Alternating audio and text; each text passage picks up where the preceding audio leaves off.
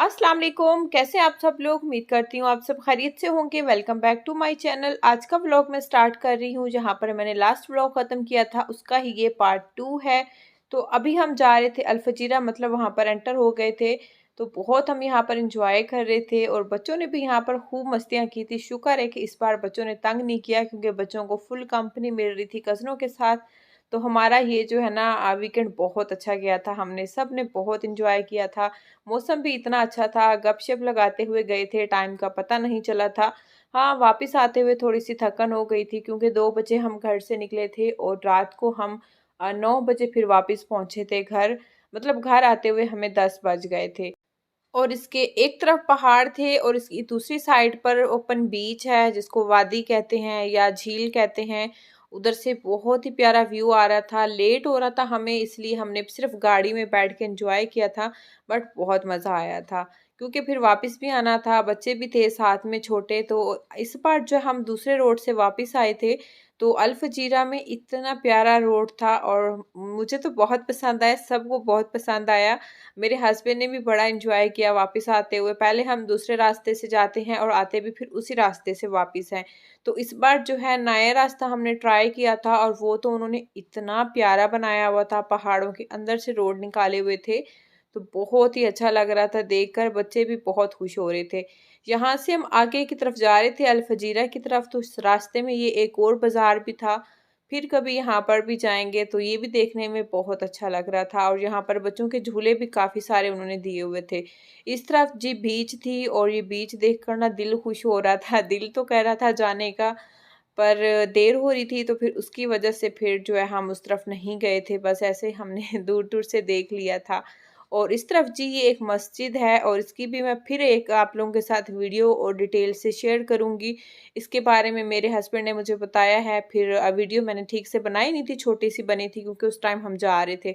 तो फिर इसके बारे में इंशाल्लाह आप लोगों को मैं डिटेल में बताऊँगी। तो यहाँ पर जी देख कर ना ये सारा व्यू और सारी चीज़ें, दिल खुश हो रहा था, बहुत ही अच्छा फ़ील हुआ। इधर आके ना इंसान फ्रेश हो जाता है। तो फिर हम यहाँ पर जी आ गए थे शारजा में अरबिक रेस्टोरेंट पर खाना खाने के लिए। इस रेस्टोरेंट पर मैं आई थी जब मेरी शादी को 2-3 मंथ हुए थे उस टाइम, और उसके बाद हम गए हैं अभी 2 से ढाई साल हो चुके हैं और माशाल्लाह हमारे साथ हमारे 2 बच्चे थे। तो वहाँ का जो वेटर है वो देखकर बच्चों को बहुत खुश हो रहा था, बहुत दुआएँ दे रहा था, बार-बार मेरे हस्बैंड को मुबारक दे रहा था, क्योंकि मेरे हस्बैंड को वो अच्छे से जानते हैं, तो वो बहुत ही खुश हो गए थे बच्चों को देखकर। तो ख़ैर यहाँ पर जी हमारा खाना भी आ गया था। हमने मंदी ऑर्डर की थी, साथ में फ़िश थी, बीफ का सालन था, जो रेशे निकाल के सालन बनाती है ना, वो सालन था, साथ में रोटी थी। खाना खाया और उसके बाद फिर हम आ गए थे सीधा घर, क्योंकि थकन बहुत हो चुकी थी।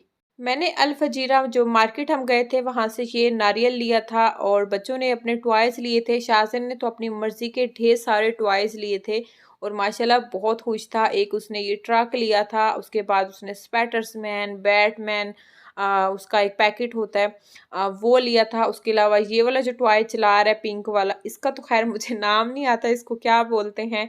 तो इसने ये लिया था और भी 1-2 चीज़ें ली थी और माशाल्लाह इतना ये खुश था, घर आके सब चीज़ों से खेल रहा था। शाज़न का ये है कि अभी दोनों बच्चे छोटे हैं, तो शाज़न को ये लगता है कि सारी चीज़ें मेरी हैं। ये मैंने लिया था जी छोटे बेटे के लिए, अब इसका भी मुझे नाम नहीं आ रहा था। इसका जो है ना ये पहले भी था शाज़ैन का, तो उसने वो घुमा दिए थे कुछ पीस। इससे माशाल्लाह छोटा बेटा बहुत शौक से खेलता है, तंग भी नहीं करता, आराम से जो है ना वो बिज़ी हो जाता है इसके साथ। तो ख़ैर शाज़न इसको इसके साथ भी नहीं खेलने दे रहा था, बार-बार इससे ले रहा था और छोटा जो है वो बार-बार रो रहा था कि मुझे भी टॉयज़ चाहिए। तो शासन का फिर ये होता है, वो कहते हैं नहीं हाथ नहीं लगाओ, ये सिर्फ मेरी चीज़ें हैं। तो यहाँ पर थोड़ा-सा दिल भी उदास हो रहा था, क्योंकि हम घर भी आ गए थे और ये हमारा लास्ट डे था। उसके बाद जो है सुबह फ्लाइट थी, हमारे गेस्ट जो हैं वो चले जाना है उन्होंने। तो इतना हमने एन्जॉय किया मिलके, बहुत अच्छा लगा। तो बस मैं मिस भी कर रही थी, थोड़ा-थोड़ा अंदर से उदास भी थी। तो ये जी नेक्स्ट डे था और यहाँ पर जी फिर हम आ गए थे अपनी वापस रूटीन पर। आज इतनी थकन हो गई थी, कुछ ख़ास दिल नहीं कर रहा था बनाने का।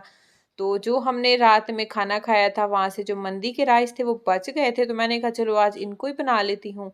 और साथ में मैंने हस्बैंड के लिए जी पोटैटो और चिकन रख दिया था एयर फ्राई में बनने के लिए।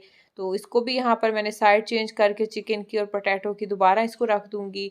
और साथ में जी मैंने मंदी वाले राइस निकाल लिए थे और साथ में जी मैंने अंडा बना लिया था। तो जल्दी-जल्दी बस आज बना रही थी क्योंकि कुछ भी दिल नहीं था काम करने का, इतनी क्योंकि इतने दिन से थकन हो रही थी। और साथ में छोटू साहब मुझे फुल तंग करता है। अब शाज़िन जो है वो माशाल्लाह बड़ा हो गया है, वो अपना बैठ के बाहर खेलता है या उसको कार्टून लगा के दे दें तो वो बाहर बैठा रहता है। जो छोटा है ना अब वो नहीं मुझे छोड़ता, बस वो मेरे पीछे-पीछे होता है या मेरी कभी टाँगें खींचता है, कभी मेरे कपड़े खींचता है। उसकी कोशिश होती है मुझे उठा लें या फिर मेरे साथ खेलें। तो यहाँ पर मैंने 2 आलू काट के इसके अंदर सिर्फ़ मैंने दादर मिर्च डाल दी थी और नमक डाल के ना इसको रख दिया था फ्राई करने के लिए। तो आलू यहाँ पर तकरीबन गल गए थे। इसके अंदर जी मैंने 3 अंडे लिए थे, उसमें 1 प्याज़, टमाटर और हरा धनिया, बाकी जो नमक मिर्च होती है वो डाल के इसको मैंने मिक्स करके रख लिया था कि टाइम की भी बचत हो जाए। जैसे आलू थोड़ा-सा गल गए थे तो उसके अंदर मैंने वही अंडा डाल दिया है और इसको मैं अब अच्छे से पका लूँगी। अंडे का जो है ना वो टेस्ट कच्चापन चला जाएगा, साथ में हरा धनिया डाल दिया है। तो उसके बाद जी मैं इसके अंदर डाल दूँगी राइस जो कि मैं मंदी हम लेके आए थे रेस्टोरेंट से, बच गए थे तो फिर इस तरह से वो लोग भी तो वेस्ट ही कर देते हैं, फिर मैंने जी वो पार्सल करा लिए थे। तो बस ये हैं जी मंदी वाले राइस तो मैंने इसके अंदर डाल दिए हैं और इसको मैं कर दूँगी मिक्स। मिक्स करने के बाद फिर मैं इसको लो फ्लेम पे पका लूँगी 3 से 4 मिनट ताकि चावल भी अच्छे से सॉफ्ट हो जाएँ और जो मसाला है वो भी चावलों में रस बस जाए। थोड़ा-सा मैंने इसके अंदर पानी डाला है कि चावल जो है ना वो थोड़े से सॉफ्ट हो जाएँ क्योंकि चावल जो है ना वो हार्ड थे, फिर बच्चों ने भी खाने होते हैं। तो इसलिए मैंने इसमें अंदर थोड़ा-सा पानी डाल दिया है और इसको मैंने रख दिया है दूसरे चूल्हे में पकने के लिए। तो यहाँ पर मैंने अपने हस्बैंड के लिए जो बनाने हैं व्हाइट राइस तो उसके लिए मैंने 2 प्याज़ लिए हैं और थोड़ा-सा लहसुन लिया है और हल्का-सा ही मैंने इसके अंदर ऑयल और नमक डाला है। बस इनको हल्का-सा फ्राई करूँगी कि जब जो है ना लहसुन का कलर चेंज होने लगेगा तो बस इसके अंदर पानी डाल दूँगी और उसके बाद पानी बॉयल होगा तो चावल वॉश करके बस इसके अंदर चावल डाल दूँगी। असल में हस्बैंड वाइट राइस खाते हैं क्योंकि वो डाइट पर हैं, तो जो वाइट राइस हम बनाते हैं सादा बॉयल किए हुए वो भी खा-खा के ना फिर दिल उकता जाता है। तो इसलिए फिर मैं थोड़ा-सा जो है ना प्याज़ और लहसुन का तड़का लगा लेती हूँ और उसके बाद इसमें चावल डाल के तो दम लगा देती हूँ। इससे बहुत ही अच्छा फ्लेवर आता है। ये मेरे मोस्ट फेवरेट वाइट राइस हैं। इनका मैंने नाम रखा हुआ है प्याज़ और लहसुन वाले चावल। खड़े-खड़े इसके अंदर प्याज़ होते हैं और यकीन माने ये बहुत मज़े के बनते हैं और मेरे दोनों बच्चों को ये जो है ना राइस बहुत पसंद है।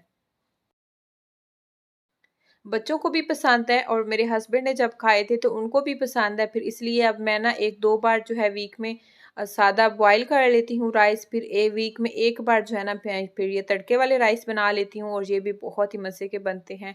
इसको अंडा भुर्जी के साथ खाएँ तो बहुत अच्छे लगते हैं। तो यहाँ पर जी बच्चों के और मेरे राइस भी हो गए थे तैयार। हुआ ये था कि फिर हस्बैंड को जो है ना व्हाइट राइस उन्होंने कहा मैंने नहीं खाने क्योंकि जो मंदी वाले राइस मैंने बनाए थे उनको इतने डिलीशियस लग रहे थे। तो फिर उन्होंने भी हमारे साथ यही वाले राइस खाए थे। तो यहाँ पर मैंने बच्चों के लिए रख दिए हैं ठंडा होने के लिए। ये मैंने बना ली थी अपने हस्बैंड की प्लेट और आज का मज़ेदार सा लंच बन के हमारा तैयार हो गया था। अभी हम करने लगे हैं लंच और ये था जी मेरा आज का व्लॉग। आई होप कि वीडियो आप सबको पसंद आई होगी। वीडियो पसंद आई तो वीडियो को लाइक कर दें, चैनल को भी सब्सक्राइब कर दें। मिलते हैं नेक्स्ट वीडियो में। अल्लाह हाफ़िज़।